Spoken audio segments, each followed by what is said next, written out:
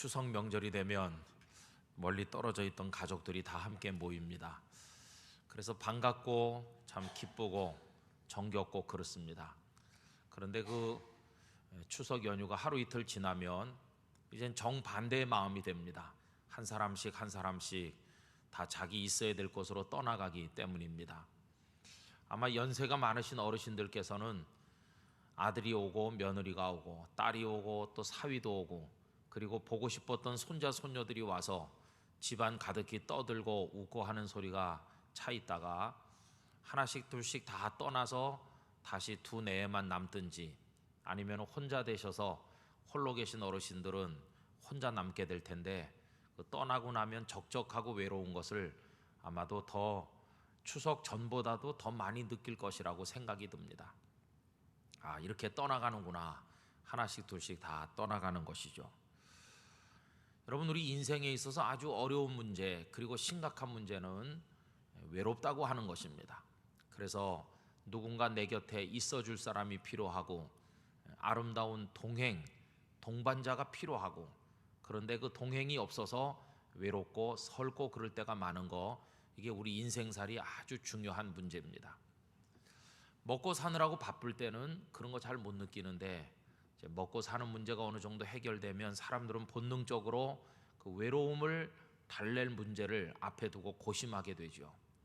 다행히 옆에 마음과 마음이 서로 통하는 동반자가 있으면 정말 감사한 일이고 축복된 일이지만 그렇지 못한 사람들이 너무나도 많이 있습니다. 그래서 서로에게 진정한 동반자가 되지 못해서 사람들과 더불어 있으면서도 외로운 경우가 참 많이 있죠. 지지난주일 설교를 하면서 제가 이병훈이라는 시인의 그 밑줄이라는 시를 읽어드린 적이 있습니다. 그래서 그 시인이 저 구미에 가서 역전 식당에서 마주 앉았는데 어떤 사람이랑 마주 앉아서 밥상은 받았지만 그러나 반찬은 이 사람도 저 사람도 한 사람도 먹지 않고 자기 밥만 먹고 헤어져 갔다는 내용의 시를 읽어드린 적이 있죠. 어떤 외로움 같은 게 많이 느껴지지 않습니까? 우리 곁에 사람은 많지만 정말 내 인생에 동행이 될 만한 사람 얼마나 있을까, 그런 생각을 이제 해보게 됩니다. 여러분, 2008년에 만들어져서 많은 감동을 주었던 영화 중에 디 아더 맨이라고 하는 영화가 있습니다. 근데 거기 보면 아주 모범적인 부부로 한 30년 동안 살아왔던 한 부부가 등장합니다. 그 두 사람 사이에는 딸이 태어나서 장성했고 이제 남자친구도 하나 있고 그렇습니다. 이 남편은 소프트웨어 회사를 경영해서 아주 잘 나가는 그런 사장님이라고 말할 수 있고, 그 남편은 이제 그렇게 해서 자기 일을 잘 보고 있고, 또 아내는 무슨 일을 하느냐 하면은 여자들의 하이힐, 그 이제 멋진 구두를 만드는 디자이너입니다. 그래서 이제 그 패션쇼에 나가면 이제 모델들이 멋진 옷도 입고 그 다음에 그녀가 만든 하이힐을 신고 나와서 이제 워킹을 하면서 그 멋진 옷과 신발을 이제 사람들에게 선보이는 것이죠. 이 남편도 그렇고 딸도 그렇고 이제 아내이자 어머니가 출품한 작품들이 그 무대 위에 올려지니까 그 패션쇼에 다 같이 가서 이제 봅니다. 그러나 참 문제가 있어요. 왜냐하면 이 아내는 그 여자들의 하이힐을 어떻게 곱게 만들어 가지고 좀 더 멋진 여성이 되게 할 건지, 그 하이힐에서 어떤 예술을 느끼면서 거기다가 몰두해요. 그래서 온 집안에 냉장고에도 어디에도 그 하이힐 그림을 그린 게 상상해서 다음엔 이런 거 만들겠다. 그래서 그 디자인한 것들을 곳곳에 이렇게 붙여놨어요. 그럼 여러분, 이 여인은 그 여성들의 하이힐에 모든 마음을 쏟고 있어요. 그런 거 남편이 진정한 동반자가 되려면 어떻게 하면 되겠습니까? 아내의 그 정성과 아내의 관심사를 좀 이해해 줘야 되겠죠, 그죠? 그래서 패션쇼에 갔다 온 다음에는 오늘 출품한 그 모델, 그 신발 모델이 뭐 어떻더라, 뭐가 좋았다, 뭐 이렇게 서로 대화가 있어야 되는데 이 남편은 거기서 예술을 느끼지 못하는 겁니다. 남편은 그냥 아내를 어떻게 생각하느냐 하면은 하이힐 디자이너로 예술적 가치를 추구하는 사람으로 인정하는 게 아니고 아내를 그냥 신발 만드는 사람 정도로 이해하는 겁니다. 여러분 신발 만든다고 말해도 틀리는 건 아니죠, 그죠? 틀리는 건 아니지만은 그러나 그 안에는 그 속에서 어떤 미적 감각을 추구하는데 남편은 그런 거 몰라요. 그냥 신발 디자인하는 여자일 뿐이에요. 그러니까 이 아내는 언제나 이렇게 마음이 좀 허하죠, 그죠? 남편이 그걸 이해해주지 못한다는 공허감이 있어요.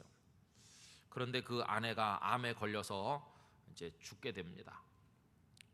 그리고 나서 이제 아내의 유품을 정리하죠, 딸과 함께. 그러다가 아내의 컴퓨터를 이렇게 열어보는 거예요. 컴퓨터를 열어보니까 아내가 가족들과 찍었던 사진들도 올려놓은 게 있고 뭐 많이 있는데 그 중에 이상한 폴더가 하나 눈에 들어오는데 그 제목이 러브라고 써 있는 것이, 그 속에 뭐가 있을는지 굉장히 궁금하잖아요. 그래가지고 이제 그거를 클릭해서 들어가서 도대체 뭘 러브라고 붙였을까 들어가 보니까 거기 웬 남자의 사진들이 많이 나오는 거예요. 그리고 뜻밖에도 그 남자와 주고받았던 메일들이 그 속에 많이 있는 것을 발견하게 됐어요. 그런데 그 메일의 내용이 무슨 업무상 메일이 아니고 그 아내가 12년 동안이나 그 남자를 마음속으로 사랑하고 있었다고 하는 게 그 컴퓨터 자료를 보면서 다 알려지게 되는 거죠. 그래서 이 남편이 굉장히 배신감을 느끼고 분노합니다. 나는 아내에게 모든 걸 다 쏟아붓고 나는 아내 한 여자밖에 모르고 나는 그 여자만 사랑해 왔는데 어떻게 이 여자가 12년 동안이나 다른 남자를 마음으로 그렇게 품고 살 수가 있었나. 이제 그러면서 분노가 그냥 끌어올라요. 그놈을 잡아서 내가 죽여야 되겠다 이렇게 생각해요. 그래가지고 소프트웨어 회사를 경영하니까 그 이메일을 추적해가지고 보통 사람은 알아낼 수 없는 그 사람의 주소지를 알아내는데 그 주소지가 이탈리아 밀라노인 것이. 그래가지고 막 찾아갑니다. 분노가 가득해가지고. 그래서 만나보니까 말쑥하게 생긴 신사가 하나 이제 거기 있는 거예요. 그래서 전혀 모르는 사람인 것처럼 둘이 만나가지고 서양 장기 체스도 같이 두면서 이렇게 조금씩 친해져요. 그랬더니 상대방 남자가 자기 여자친구가 있다고 그러면서 여자친구 얘기를 하는데 그게 자기 아내 얘기를 하는 거예요. 얼마나 기가 막히겠습니까? 그런데 말하는 도중에 가만히 들어보니까 이 남자는 자기 아내를 어떻게 처음에 반했느냐 하면은 그 하이힐에 반했다는 거예요. 웬 여자가 내 앞으로 걸어오고 있는데 그 하이힐을 보는 순간 나는 거기 빠졌다 이렇게 말하는 거예요. 여러분 결국 죽이러 갔다가 이 남편이 그 남자가 내가 내 아내를 아는 것보다 더 아내를 정확히 이해한 남자라는 것을 깨닫게 되는 것이. 그리고 그 남자에게 자기 신분을 알려줍니다. 마치 아내가 보내는 것처럼 위장 메일을 보내요. 그래서 어디서 만나자. 그러니까 그 남자는 흥분이 돼가지고 잘 차려입고 왔는데 떡하니 그 남자가 앉아 있는 거예요. 당신 누구냐 그러니까 내가 당신이 사랑하는 그 여자 남편이다. 그래갖고 모든 게 다 드러나요. 그러면서 그 여인은 지금 어딨냐고 물어보니까 죽었다고 얘기해줘. 다 죽었다. 그러면서 이제 이 두 사람이 참 이상한 관계로 두 남자가 만나는 거죠. 근데 마지막에 그 아내를 위한 추모 파티를 하면서 가까운 사람들을 초청해가지고 아내를 그리는 추모 파티를 하게 됐는데 그 남자를 동석시키는 거예요. 여러분 참 이상한 영화고 어찌 보면 좀 찜찜한 영화고 그런 영화인데 그 영화가 보여주는 아주 심리적인 중요한 메시지가 있습니다. 그게 뭐냐 하면은 같이 수십 년 동안 딸을 낳고 살았지만 남남처럼 살았다는 겁니다. 그게 디 아더맨이죠. 이 남자는 이 여자에게, 이 여자는 이 남자에게 진정한 동행인이 못 되고 그냥 남일 뿐이었어요. 타인처럼 그렇게 느껴지는 거죠. 그래서 여러분 이 영화가 많은 사람들에게 충격도 주고 감동도 주었다고 합니다. 그래서 부부가 돼서 살지만 얼마나 남편은 아내에게 진정한 동반자인지, 또 반대로 남편은 아내에게 얼마나, 아내는 남편에게 얼마나, 또 부모와 자식이 한 집안에서 살지만 부모는 자식을 굉장히 사랑한다고 그래요. 막 끔찍하게 자식을 사랑하는데 이 자녀는 말이죠, 부모의 사랑 때문에 오히려 숨이 막힌다고 그러면서 집을 뛰쳐나가는 애들도 있으니까 이게 도대체 어떻게 된 건지. 우린 그런 실수들을 숱하게 많이 범하면서 이 세상을 외롭게 살아가고 있는 것이죠. 그래서 내 곁에 있는 사람들 중에 몇 사람이나 정말 내 인생길에 참된 동반자일까? 내 기쁨을 정말 같이 느껴줄 사람이 누가 있을까? 그리고 내가 당하는 오늘의 외로움과 고통과 어려움을 누가 그래도 동감해 주면서 나와 보조를 맞추어 내 곁에 같이 걸어줄 사람이 있을까? 이런 게 이제 우리 사람들에게 너무너무 중요한 문제죠. 여러분, 아마도 이 세상에 쏟아져 나오는 숱한 소설이나 시나 이런 문학 작품들의 주제가 아마 대부분 다 그런 문제에 귀결돼 있지 않은가, 그런 생각이 듭니다. 여러분들은 가만히 생각해 보시면 어떻다고 생각하세요?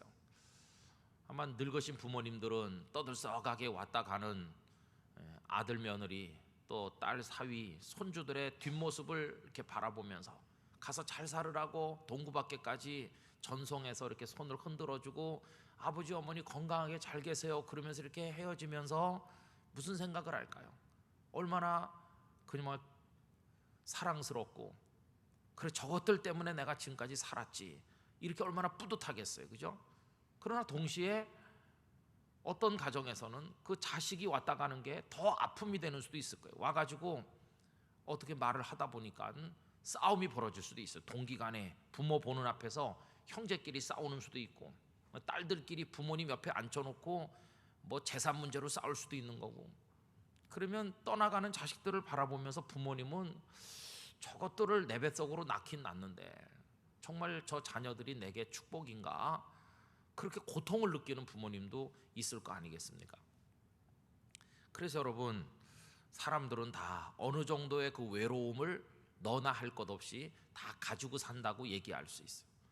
더군다나 이 가을이라고 하는 계절은요, 사람만 떠나가는 게 아니라 뭐 모든 게 다 떠나가는 것 같아요. 가을 들판에 나가 보면 그렇게 흐드러지게 익었던 이제 이삭들도 다 베가지고 조금 있으면 이제 가을 들판이 텅텅 빌 거고, 무성하던 나뭇잎도 다 떨어져서 다 어디로 갔는지. 그래서 어떤 분은 가을은 떠나는 계절이라고 표현했는데 그 말이 맞는 것 같아요. 그래서 패티킴의 노래 가사도 딱 맞는 것 같아요. 가을을 남기고 오는 사람이 아니라 떠난 사람이 떠나버렸어. 다 떠나. 여러분들은 외롭지 않게 사시길 바랍니다. 외롭지 않으세요? 외롭지 않게 사시면 좋겠어요. 어떤 때는 부부끼리도 같이 살아도 그 영화 속에 나오는 것처럼 몇십 년을 같이 살아도 남처럼 이렇게 사는 부부도 세상에 많이 있을 거라고 생각하는데, 가끔 저는 우리 애들 보고 그런 얘기합니다. 우리 애들끼리도 뭐 티각티각하고 뭐 의견 충돌도 있고 그렇잖아요. 그럼 제가 우리 딸 아이들 보고 그렇게 말합니다. 너 오빠한테 그렇게 까불면 안 돼. 엄마 아빠가 나중에 하늘 날아가면 오빠가 네 친정이야, 친정. 그래가지고 나중에 명절 되면 너 어디 가려고 그러냐? 네 남편하고 오빠 집에 가는 거야. 오빠가 내 대신이, 아빠 대신이야. 그러니까 오빠한테 너무 까불면 못 써. 그런 얘기도 하거든요. 그럼 제 마음속에 무슨 생각이 있냐면은 나중에 세월이 흘러서 저나 저희 집사람이 천국에 가고 나면 얘네들이 정말 서로 인생의 동행이 돼서 잘 살아야 될 텐데, 어려운 일 같이 도와주고 기쁜 일 같이 축복해 주면서 같은 부모 밑에 태어난 거 사랑하고 귀중히 여기면서 하나님의 축복을 받아 다 잘 살아야 될 텐데, 그런 생각들을 마음 한구석에 가질 때가 있는데, 이거 저만의 생각은 아닐 거라고 그렇게 느껴집니다. 아마 여러분들도 다 똑같겠죠. 그러면서 이제 모든 문제는 마지막에 우리 각자의 문제로 귀결됩니다. 아, 나는 정말 동행이 있나, 그런 생각을 해봅니다. 여러분, 저는 목사로서 주님의 일을 하면서 이 교회를 섬기는 일에 나의 동행은 몇 사람 있을까? 우리 땅끝 교회 어른 아이 해가지고 제법 많은 성도들이 있는데, 이 김은성 목사가 목회하는 이 길에 나의 동행은 누굴까? 그런 생각을 해보기도 해요. 하나님께서 붙여주신 분들 많이 계시죠. 우리 장로님, 권사님, 집사님 다 계시고 우리 교육자들도 있고 많은데, 정말 주님의 나라를 위해서 함께 이렇게 마음을 나눌 수 있는 그런 이들이 과연 얼마나 우리 중에 많이 있을까? 아마 우리 다 서로 그렇게 느낄 것입니다. 그리고 참 마음 아픈 것은 이 땅끝 교회 와서 예수를 믿으면서 믿음의 동반자를 만나고자 하는 소원을 가진 분들이 많을 텐데, 우리가 그런 분들에게 그분들이 느끼기에 정말 동반자가 되어주지를 못해서, 그래서 그분들이 외로움을 느낀 나머지 이 교회를 소리도 없이 떠나고 있는 것은 아닌지 그런 반성도 많이 해보게 돼요. 여러분, 오늘 저는 이 예레미야서를 읽으면서 예레미야가 얼마나 고독했을까 그런 생각을 많이 해봅니다. 예레미야 편에 뭐 사람이 1000명, 10,000명 이렇게 있어가지고 같은 소리를 내고 같이 해주면 아마 예레미야가 어렵지 않았을 텐데, 수백 명의 거짓 선지자들 앞에 홀로 서 있는 것이죠. 다른 선지자들은 전부 유다 왕국이 잘 될 거라고 그래요. 하나님이 지키시는 나라니까 잘 될 거라고, 걱정 없다고 왕 앞에서나 백성들 앞에서 듣기 좋은 소리를 해대면서 박수를 받는데, 예레미야 혼자 이 나라는 망할 거라고 그러면서 홀로 멸망을 부르짖으니 얼마나 외로운지, 정말 그 걸어가는 길에 누가 동행이 있는지, 그 예레미야가 겪었을 그 고통, 그 외로움, 그런 게 가슴 속에 이렇게 막 진하게 느껴질 때가 있다는 것입니다.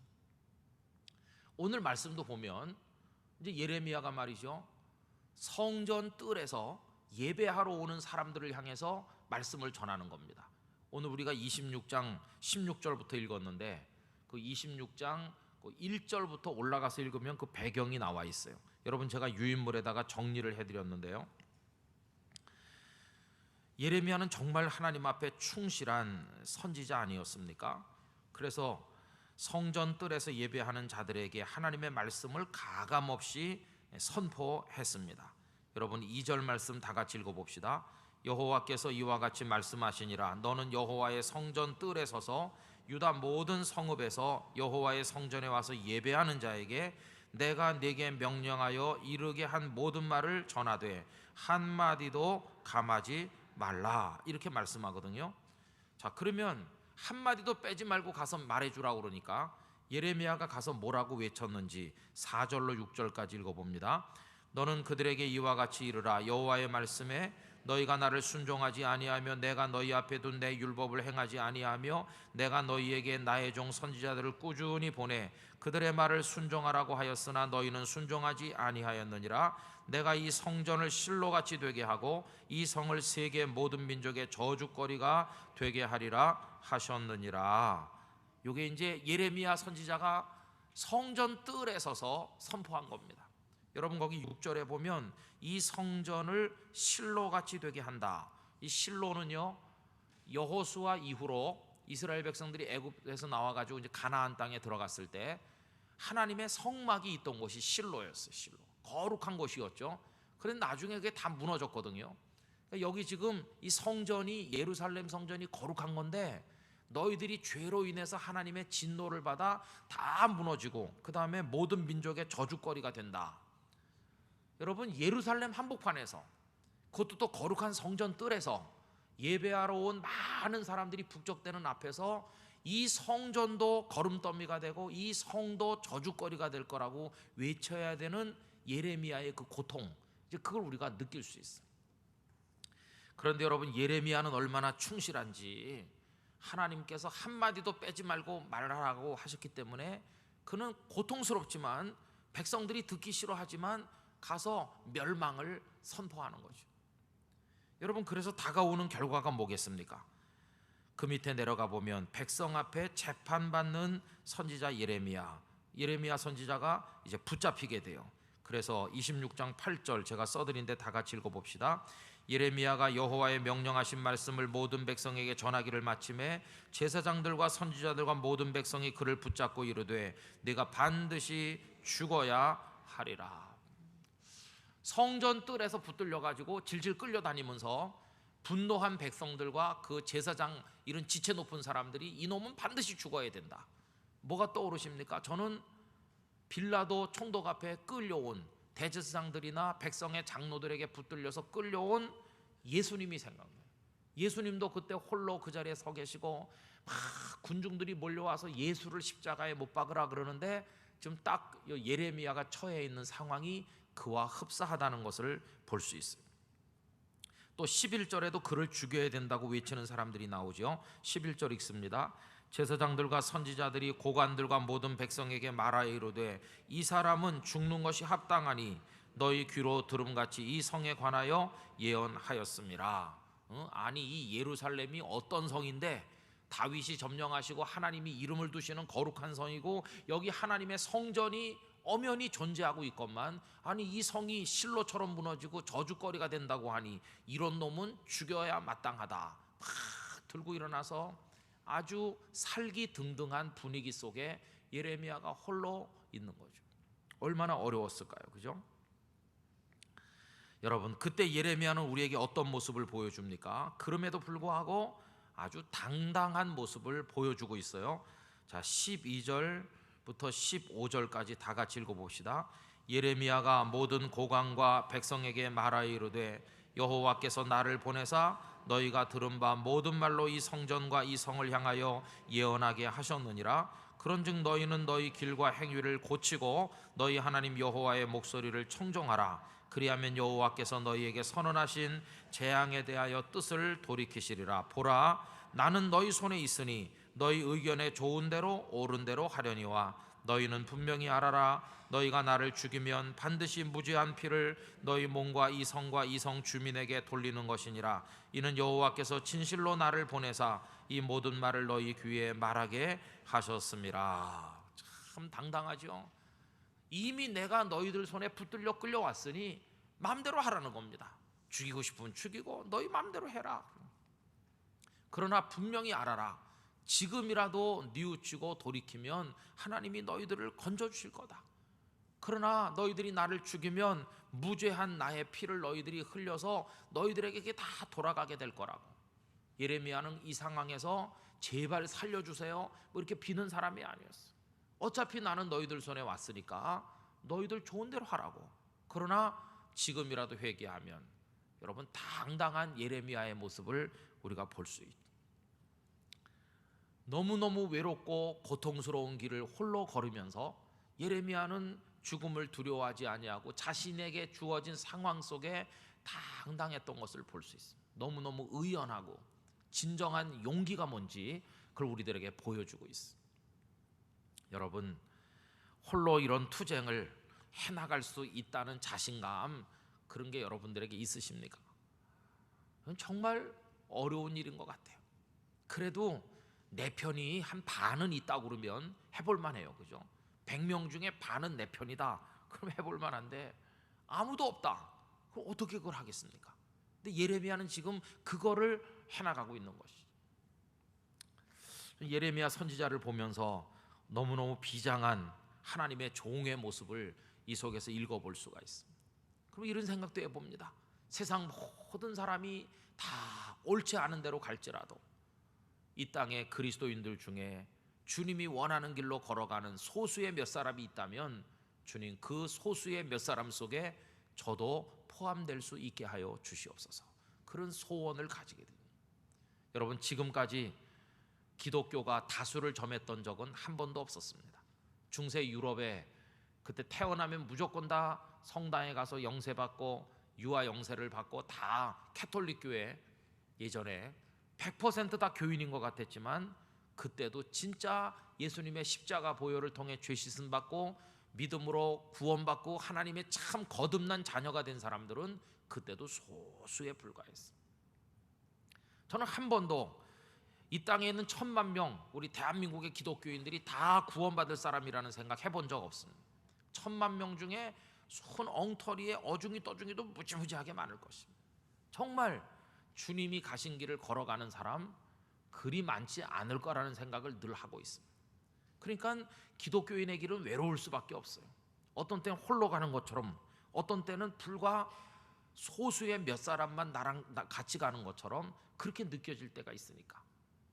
저는요, 우리가 영성이 더 깊어지면 깊어지고 하나님과 교통하는 차원이 더 무르익으면 무르익을수록 그런 외로움과 고통도 더 커질 거라고 생각합니다. 왜냐하면 대부분의 우리들은 다 세속에 취해 살고 그 깊은 은혜의 자리에 잘 들어가 있지 않으니까. 그런데 그 은혜를 깊이 맛본 사람이 은혜의 눈으로 보면 사람들은 다 너무 세속화된 걸로 보일 것이고 아마 영적 외로움을 그 사람은 더 많이 느끼게 될 것이라고 생각합니다. 여러분, 저는 이런 생각을 오늘 이 말씀을 준비하면서도 가졌습니다. 하나님, 제가 주님의 뒤를 옳고 바르게 따라가는 주님의 제자가 되게 해주시고, 우리 장로님, 권사님, 집사님들이 다 그 길을 같이 갈 수 있게 해주시고, 적어도 우리 주변에 홀로 걸어가는 믿음의 싸움 때문에 영적으로 외롭고 고독해서 쓰러지는 사람이 없도록 우리들을 한 묶음으로 묶어서 주님의 가신 뒤를 따라갈 수 있도록 도와주시옵소서. 그런 마음의 기도를 가지게 됐습니다. 여러분, 영적으로 외롭지 않게 되시기를 기원합니다. 그럼 하나님께서는 이런 상황에 있는 우리들을 어떻게 대해 주실까? 이제 그게 문제인 것이겠죠. 여러분, 제가 오늘 말씀을 읽으면서 참 감동을 받은 것은 홀로 성전 뜰에서 외치면서 붙들려 끌려다니면서 이제 나를 죽이려면 죽이라고 말해야 되는 그 예레미야의 그 고통을 보면서, 근데 참 놀라운 것은 그때 그가 혼자는 아니더라고 하는 것입니다. 거기 예레미야의 편이 그래도 있더라는 것입니다. 여러분, 이게 얼마나 놀라운 일인지 알 수 없어요.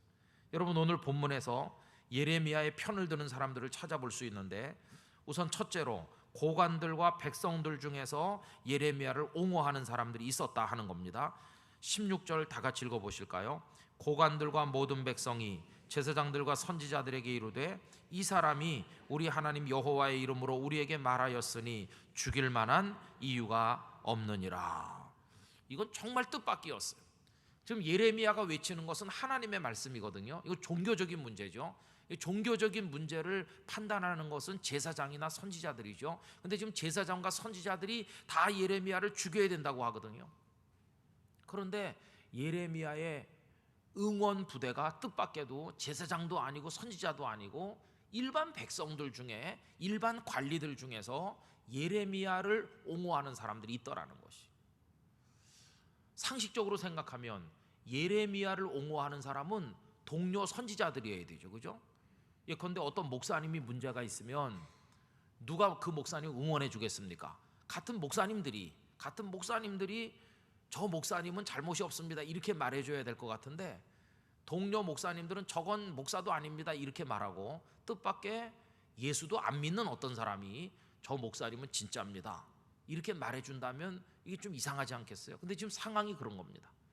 예레미야를 당연히 옹호해야 될 제사장이나 동료 선지자들은 다 예레미야를 죽여야 된다고 말하는데, 뜻밖에도 아무것도 모를 것 같은 일반 백성들과 관리들 중에 몇 사람이 아니라고, 예레미야가 죽을 이유가 없다고 이렇게 말해주는 거예요. 저는 그들이 그렇게 말할 때 지금 모든 생명을 포기하고 끌려온 예레미야가 얼마나 놀라면서 용기를 얻었을까, 그런 생각이 듭니다. 뜻밖의 응원자가 있는 거예요. 뜻밖의 응원자. 생각지 못했던 원군이 있다는 것을 그가 깨닫는 순간 얼마나 감격했을까요? 그럼 그 사람들이 무슨 얘기를 합니까? 18절 19절 말씀을 보면요, 히스기야 때 활동했던 미가 선지자, 여러분 소선지서에 보면 미가가 있죠.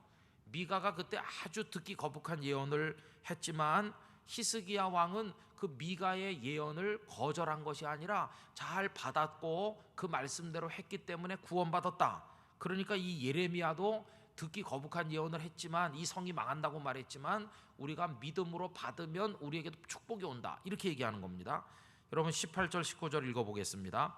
유다의 왕 히스기야 시대 모레셋 사람 미가가 유다의 모든 백성에게 예언하여 이르되 만군의 여호와께서 이와 같이 말씀하셨느니라. 시온은 바깥이 경작지가 될 것이며 예루살렘은 돌무더기가 되며 이 성전에 사는 산당의 숲과같이 되리라 하였으나 유다의 왕 히스기야와 모든 유다가 그를 죽였느냐? 히스기야가 여호와를 두려워하여 여호와께 간구하며 여호와께서 그들에게 선언한 재앙에 대하여 뜻을 돌이키지 아니하셨느냐? 우리가 이같이 하면 우리의 생명을 스스로 심히 해롭게 하는 것이니라.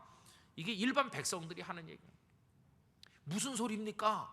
옛날에 미가 선지자가 아주 심한 예언을 했지만 히스기야 왕은 그 말씀을 받아들여서 백성들과 회개해서 오히려 구원을 받았는데 왜 당신들은 이 예레미야를 죽이려고 합니까? 우리도 예레미야를 통해 주신 하나님 말씀을 받아야지, 당신들처럼 이렇게 하면 안 됩니다. 뜻밖의 응원 부대가 있다는 것을 오늘 본문이 말해주죠. 또 두 번째로 우리야라는 선지자가 등장해가지고 예레미야와 똑같은 예언을 하는 겁니다. 20절 말씀 읽어보실까요? 또 여호와의 이름으로 예언한 사람이 있었는데 곧 기랴리오아림 스마의 아들 우리야라. 그가 예레미야의 모든 말과 같이 이 성과 이 땅에 경고하여 예언하매. 뜻밖의 우리야라는 사람이 쑥 앞으로 나오더니 여러분 내 얘기도 좀 들어보시오. 하나님께서 나에게도 말씀하셨는데 저 예레미야 선지자께서 예언한 것과 똑같은 말씀을 하셨다. 당신들 이렇게 하면 이 성전, 이 성 이거 다 저주 덩어리가 되고 망한다고 하셨다. 여러분 그때 예레미야가 얼마나 용기를 얻었을까요? 나 혼자가 아니구나. 저기 또 다른 하나님의 사람이 내게 주신 하나님의 말씀과 똑같은 말씀을 외치는구나. 이걸 알게 됐을 때 얼마나 힘이 됐을까요? 여러분 그 다음 얘기를 보면 여호야김 왕이 우리야를 결국은 저 애굽에까지 사람을 보내 붙잡아다가 죽이는 얘기가 오늘 본문에 나오죠. 우리야는 죽으면서까지 예레미야와 똑같은 예언을 했거든요. 예레미야의 원군이 있었다는 것을 알 수 있어요. 그 다음에 또 세 번째로 사반의 아들 아이감이 예레미야를 도와서 이 위태로운 상황에서 그의 생명을 지켜주는데 24절 읽어봅니다. 사반의 아들 아이감의 손이 예레미야를 도와주어 그를 백성의 손에 내어주지 아니하여 죽이지 못하게 하니라. 성전들이 막 사람들로 인해서 복잡한 가운데 살기 등등하고 당장이라도 예레미야를 쳐서 죽일 것 같은 그런 긴박한 분위기 속에서 지금 굉장히 어려운 상황이 진행되는데 아마도 이 사반의 아들 아이감이 군대를 동원하지 않았을까 그런 생각이 들어요. 그래서 예레미야를 그 속에서 빼냈어요. 사람들에게 맞아 죽을 위기에 처한 예레미야를 극적으로 건져낸 걸 볼 수 있어요. 여러분 오늘 이야기를 읽으면서 우리가 느끼는 건 뭐냐 하면요, 예레미야의 극도의 외로움을 느낄 수 있고 나 혼자밖에 없구나 그걸 느끼잖아요. 그러나 뜻밖에도 일반 백성들 중에 예레미야의 말을 하나님의 말씀으로 받으려는 사람들이 보이는 것이고, 그 다음에 우리야라고 하는 생각지 못했던 예언자가 나타나서 예레미야와 똑같은 예언을 하는 것을 볼 수 있고, 사반의 아들 아히감이 예레미야를 그 속에서 구출하는 것이, 여러분 완벽하게 혼자는 아니었다는 것을 알 수 있어요. 비록 숫자가 몇 명 되진 않았지만 그래도 예레미야의 생각과 생각이 같은 사람들이 그 속에 몇 사람이지만 있었다고 하는 것입니다. 저는 이 말씀을 읽으면서 우리 성도들이 저나 여러분들이나 마찬가지로 용기를 얻었으면 하는 마음이 있습니다. 여러분, 우리가 죄악의 길을 걷지 아니하고 참 믿음의 길을 걸어갈 때 때로는 고단하고 때로는 외롭고 힘들어도 여러분 기억하십시오. 결코 우리 혼자만 있는 것은 아닌 줄로 믿습니다. 우리가 몰라서 그렇지 우리 편이 반드시 있는 것이, 나랑 같은 생각을 가지고 하나님을 잘 믿으려고 몸부림치는 사람이 반드시 있게 돼 있어요. 그런 예가 얼마나 많습니까?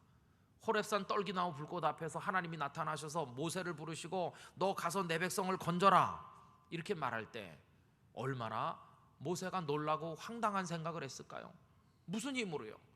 나 혼자서 어떻게 그 애굽의 그 많은 사람들을 상대할 수 있는가? 나 혼자서 아무도 없는데 내 곁에. 그렇다고 뭐 장인 이드로가 힘이 되겠습니까? 아내인 십보라가 무슨 큰 힘이 되겠습니까? 누가 있어서 모세를 돕겠습니까? 나는 말도 잘할 줄 모르는데. 근데 하나님께서는 너 혼자가 아니다. 말 잘하는 너의 형 아론이 이리로 오고 있다. 아론이 있지 않느냐? 그리고 모세가 아론과 가서 애굽에서 이제 바로 왕을 만나고 이제 이렇게 하는 과정에 또 누가 등장했습니까? 뜻밖의 아주 충실한 비서 같은 젊은이를 하나 만났는데 40년을 모세 곁에 지키다가 모세를 따라서 배우다가 나중에 모세의 후계자가 된 누가 등장합니까? 여호수아. 하나님은요 결코 하나님의 사람들을 혼자 있도록 내버려 두시지 않는 줄로 믿습니다. 그 옆에 사람을 붙여주시는 것이. 뿐만 아니라 엘리야도 그렇습니다. 여러분, 북왕국 이스라엘의 아합 왕과 이세벨이 나라를 바알과 아세라산 숭배하는 그 와중으로 몰아놓고 나라가 엉망진창으로 돌아갈 때 엘리야 혼자서 고독한 싸움을 싸우잖아요. 850명과 홀로 갈멜산에 영적 싸움에서 승리를 했죠. 그러나 그걸로 끝나는 게 아니었어요. 이세벨은 이를 빠드득 갈면서 내가 저 엘리야를 죽이겠다고 맹세를 하고, 엘리야는 끝나지 않는 싸움을 언제까지 싸워야 될지 낙심이 돼서 로뎀나무 그늘 아래 누워서 하나님 앞에 차라리 죽게 해달라 이렇게까지 했잖아요. 그 외로움이 너무 크니까 절망이 됐어요. 그래가지고 쓰러져 있는데 하나님은 그를 일으키셔서 호렙산 동굴 속으로 보내셨잖아요. 그리고 나중에 그를 세미한 음성 가운데서 부르시고 말씀하시고 위로하시고 그를 힘을 주시는데, 그때 놀라운 말씀을 하시죠. 너 혼자가 아니라는 것입니다. 바알에게 무릎을 꿇지 않은 사람이 아직도 이스라엘 땅에 7,000명이나 있다, 그렇게 말씀해요. 너 혼자가 결코 아니라고 하시는 것이. 여러분, 이런 얘기는 성경에 너무나 많습니다. 사도 바울이 다메섹으로 가다가 사울일 때 부름받아 바울이 됐는데, 그때는 정말 그는 혼자입니다. 핍박자였던 이 사람이 예수 믿었다는 걸 아무도 인정도 안 해줍니다. 누가 그걸 인정해 주겠습니까? 그런데 뜻밖의 외로운 그를 붙들어줄 분들이 나타났는데, 바나바라고 하는 든든한 스승이자 동역자가 나타나서 바울에게 힘이 돼주는. 나중에 바울이 전도여행 다닐 때는 실라라는 사람도 등장했고, 디모데도 나타났고, 디도도 나타났고, 그 고단한 전도자의 삶을 살아가는데 하나님 결코 바울을 홀로 내버려 두지 않으시고 충실한 동반자들, 동행이 될 만한 사람들을 붙여주신 것을 볼 수 있습니다. 여러분, 결국은 예레미야가 혼자가 아닐 수 있었던 근거가 뭐겠습니까? 거기 사반의 아들 아이감도 있고 우리야 제사장 선지자도 있고 뭐 이런저런 사람들이 있었기 때문이지만, 궁극적인 얘기를 해보면 예레미야 곁에 계신 분이 누구였을까요? 하나님 아버지가 그 곁에 계시다는 것이. 예레미야야, 너는 혼자가 아니란다. 사람들이 너를 몰라주지. 너의 친한 벗까지도 너의 원수가 되고, 우리 지난번에 새벽기도 때 본 것처럼 예레미야가 말씀을 전하다가 너무 힘들어서 그만두니까 가슴이 막 불붙는 것 같아서 견딜 수 없다고 그랬거든요. 왜 그렇게 힘들었느냐? 친한 벗까지, 정말 죽마고온 줄 알고 살았던 친구들까지도 예레미야를 다 잡아먹으려고 달려드는 거예요. 너무너무 외롭고 힘든 그 상황에서 포기할 뻔했었지만은 결국 그가 다시 일어날 수 있는 건 뭐냐 하면, 그 본문 끄트머리에 보면 내가 너와 함께 하리니, 할렐루야. 그리고 하나님이 그에게 동행이 되어 주셨다는 것이. 어떤 목사님이 어느 교회 부임해 가면 여러분 누구 믿고 목회해야 될까요? 어떤 교회 보면 이 교회는 말이지 아주 유명한 장로님이 계시다. 그 이름 석자만 되면 세상 사람들이 다 알만한 돈도 많고 유명한 아주 거물 장로님이 계시다. 그러면 이 목사님이 가서 그 장로님이 계시니까 그 장로님이랑 손잡고 목회해야 되겠다, 이렇게 할 수 있잖아요, 인간적으로. 그러나 여러분, 그 장로님이 이 목사님의 목회하는 외로운 길에, 그 사역의 길에 진짜 동반자가 될 수 있을까요? 물론 어떤 사안에 따라서 목사님을 도울 수도 있겠죠, 그죠? 그러나 분명한 것은 그 장로님으로 인해 상처받을 때도 틀림없이 있을 거라는 것입니다. 오래전에 지나간 얘기입니다만은, 제가 저희 교회에 처음 왔을 때, 아무것도 모르는 새파란 젊은 목사로 왔을 때 우리 장로님들께서 저를 노회 어르신들 앞으로 데리고 가셨어요. 그래서 우리 노회장 지내신 연세 드신 많은 목사님들을 부산 호텔이었던 것 같아요. 지금 생각해 보니까 부산 호텔로 오십시오 해가지고 한 7, 8명 목사님들이 오시고 저를 갖다 앉혀놓고, 이 목사가 이제 우리 교회 새로운 이제 젊은 담임 목사인데 어른들께서 좀 잘 좀 봐달라고 저를 소개시키는 시간이 있었어요. 그래서 제가 가서 이제 새카만 선배 목사님들 앞에 인사드리고, 제가 서울서 온 김아무개 목사라고 합니다, 이렇게 하고 이제 바싹 얼어가지고 앉아 있었어요. 그런데 그날 이제 그 은퇴가 얼마 안 남은 고참 목사님들이 이제 막 목회를 시작하는 햇병아리 목사를 앞에 두고 뭐 이런 얘기 저런 얘기 충고의 말씀들 많이 해줬습니다. 그때 우리 장로님들 누가 가시는지 잘 생각이 안 나는데 하여튼 장로님들 한두 분 같이 가셨어요. 같이 가서 이제 인사시키고 그랬는데, 그 중에 어떤 목사님이 이렇게 말했습니다. 김 목사님, 예, 그러니까 앞으로 말이지 목회하면서 목사님을 제일 많이 도와주는 사람을 제일 멀리 하라고. 저는 무슨 말인지 잘 못 알아들었습니다. 그랬더니 지금 목사님 새로 왔는데 목사가 새로 오면 말이지 쌍수를 들고 제일 반가워하는 교인들이 분명히 있을 거라고. 권사님들 중에도 있고 장로님들 중에도 있고 새로운 이번에 온 목사님은 내가 역대 본 모든 목사님 중에 가장 예수님 많이 닮았다, 막 이런 식으로 칭찬해주는 교인이 틀림없이 있을 텐데 내가 경험해보건데 바로 그 사람들이 목사를 쫓아내더라고. 그러니까 그런 사람들이 있으면 조심하라고. 그러면서 저를 데리고 간 어떤 장로님 보고 제일 이 목사님을 환영하는 사람 아니요? 이렇게 말하는 거예요. 그러면서 이 장로님을 조심하라고. 그게 벌써 23년 전 얘기인데요, 지금까지도 생각나는 거예요. 지금까지도 가끔씩 그 생각이 퍼뜩 나거든요. 그러면서 이제 가만히 돌이켜보면 지난 세월을, 우리 땅끝 교회 와서 영도중앙교회 이름으로 있을 때부터 와서 있던 세월을 생각해보면, 그러면 이제 그날 저랑 같이 갔던 분이 다 생각은 안 나고 장로님 한두 분 생각나는데, 그리고 그분들이 지금까지 나에게 그 목사님이 농담반 진담반으로 했던 그런 것처럼 나를 힘들게 했을까? 그게 아니었어요. 가만히 생각해보면 그분이 나일 수 없고 내가 그분일 수 없고 100% 우리가 똑같은 성품이진 않지만, 그러나 그분들은 사람이 할 수 있는 한 최선을 다해서 나에게 목회적 동반자가 되어주셨다 하는 생각이 든다는 것입니다. 정말 하나님 앞에 특별한 은혜를 받은 사람이죠. 특별한 은혜를. 그때 그 말씀을 하셨던 목사님이, 그 연세 많으신 목사님이 아직도 생존해 계시거든요. 그래서 몇 해 전에 그 목사님을 노회에서 만나서 제가 인사를 드렸습니다. 그러면서 목사님, 옛날에 제가 우리 교회 처음 왔을 때 그 호텔에서 저보고 농담반 진담반으로 하신 얘기 생각나세요? 그랬더니 생각나실 턱이 없죠. 무슨 얘기했는데 내가, 그래서 제가 다시 상기시켜 드렸죠. 그때 저보고 이렇고 저렇고 말씀하시지 않았습니까? 그랬더니 아, 내가 그런 소리 했어? 그러면서 그래, 내가 그런 소리 했는데 그런 일이 있었어 없었어 이러시는 거예요. 아, 그런 일이 없었으니까 제가 아직도 여기 붙어 있죠. 여러분, 목사도요 동행이 있어야 돼요. 동행이. 목사를 도와주는 동반자가 필요해요. 저는 어떤 분이 장로님이 되면 장로님 혼자 무슨 재주로 주님의 교회를 하겠습니까?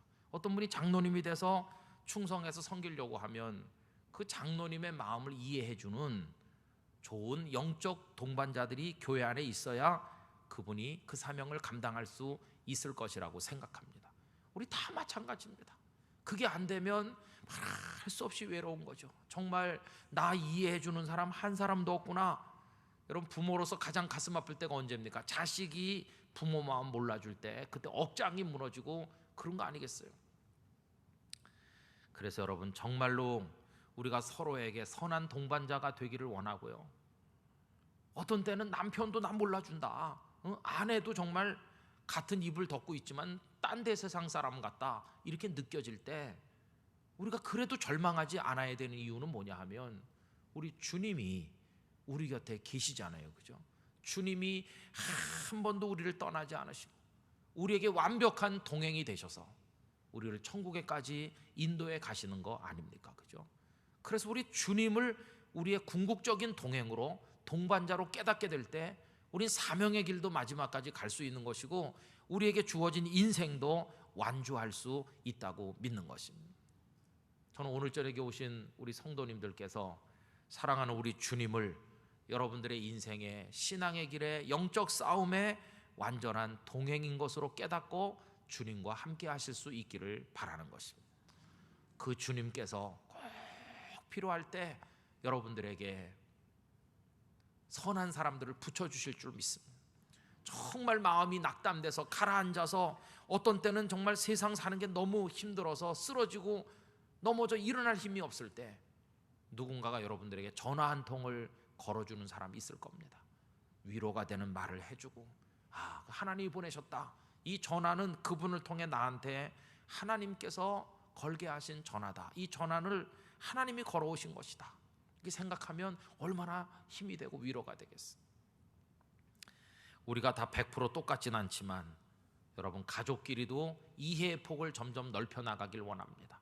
그래서 나는 내 자식이지만 속을 모르겠어, 우리 아버지지만 무슨 얘기를 하는지 난 모르겠어. 서로 이렇더라도 기도하면서 하나님, 우리 아버지를 더 이해하는 자녀가 되게 해주시고, 우리 딸의 마음을 좀 더 이해하는 엄마 아빠가 되게 해주시고, 그래서 정말 가족다운 가족, 동행이 될 수 있게 해주시고, 그리고 우리 서로 힘들고 어려울 때 하나님을 마지막 궁극적인 우리의 동행으로 깨닫고 하나님 안에서 살아갈 수 있게 하여 주시옵소서. 이렇게 하면서 우리 한 걸음 한 걸음 살아야 될 줄로 믿습니다. 그러다 보면 한 나무에 열려있는 나뭇잎이라고 동시에 다 떨어지는 게 아니라 먼저 떨어지는 게 있고 나중까지 남아 소설 속의 마지막 잎새처럼 버티는 나뭇잎도 있을 텐데, 우리도 이렇게 서로 교회 안에서 가족 구성원 안에서 주변의 소중한 사람들 속에 살다 보면 어떤 사람 먼저 떨어지는 나뭇잎처럼 먼저 세상을 떠나는 이도 있고 좀 늦게 가는 사람도 있고, 그렇지만 이 인생의 순례길을 다 걸어가지고 결국은 하나님의 나라에서 만나게 될 텐데, 그때 마지막까지 우리와 같이 계시는 분, 우리 아버지 하나님이신 줄로 믿습니다. 그래서 여러분, 유명한 얘기 아시잖아요. 나 홀로 걷는데 나 홀로가 아니라 주님이 같이 계신 것이죠. 그리고 뒤돌아보니까 모래사장에 두 사람이 걸은 발자국이 있는 것이죠. 그러다가 한참 어려운 일을 통과한 다음에 인생의 가장 고단한 순간을 걸은 다음에 뒤돌아보니까 발자국이 한 사람의 발자국만 남아있죠. 그래서 주님께 따졌습니다. 주님, 제가 제일 힘들 때 도대체 어디 가신 겁니까? 왜 주님의 발자국은 안 보이는 겁니까? 그러니까 주님께서, 이 녀석아, 너 그때 너무 힘들어서 내가 안고 간 거다. 저건 내 발자국이지 네 발자국이 아니다. 그렇게 했다는 유명한 얘기가 있지 않습니까? 여러분, 주님은 언제나 우리를 안고 가실 줄 믿고 우리를 끌어안고 가실 줄로 믿습니다. 예레미야가 어떻게 마지막까지 이 고독한 싸움을 싸울 수 있었을까? 사도 바울이 어떻게 달려갈 길을 다 달렸다고 말할 수 있었을까? 저 농촌의 가난하고 어려운 목회지에서 끝까지 목회하고 명예롭게 은퇴하는 목회자들은 어떻게 그 길을 갈 수 있었을까? 생각해 보면 마지막 대답은 하나인데, 그분들에게 하나님께서 계셨기 때문이에요. 여러분, 그 하나님이 여러분들의 하나님이시고 저의 하나님이신 줄로 믿습니다. 그래서 우린 부자인 것입니다. 다 세상 사람들이 나를 이해해 주지 못해도 날 이해하는 하나님 계시고, 다 나를 떠나도 그래도 내 곁에 계실 우리 주님이 계시니까 우린 주님 한 분으로 인해서 부자도 되고 만족도 하고 승리도 거두게 될 줄로 믿는 것입니다. 우리와 함께 계신 주님, 주 여호와 하나님 아버지, 그 아버지를 찬송하면서 여러분 모두가 승리하시기를, 예레미야가 마지막까지 사명을 다하듯 그렇게 하시기를 주님의 이름으로 축원합니다.